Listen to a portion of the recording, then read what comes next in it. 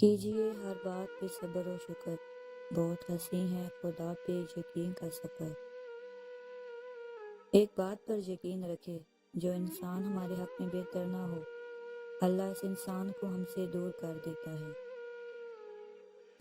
زمزم جیسا کوئی پانی نہیں، نماز جیسی کوئی عبادت نہیں، قرآن مجید جیسی کوئی کتاب نہیں، کلمہ طیبہ جیسی کوئی دولت نہیں۔ مرنا ہم سجدے میں چاہتے ہیں اور نماز ہم پڑھتے نہیں۔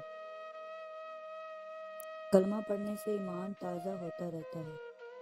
لا الہ الا اللہ محمد رسول اللہ۔ جس کسی کو سینڈ کرو گے وہ کلمہ آپ کی وجہ سے پڑھے گا۔ رب کو ہماری نہیں، ہمیں رب کی ضرورت ہے۔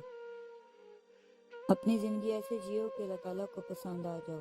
دنیا والوں کی سوچ تو روز بدلتی ہے۔ اللہ کے نزدیک بہترین انسان وہ ہے جس کا وجود دوسروں کے لیے فائدہ مند ہو۔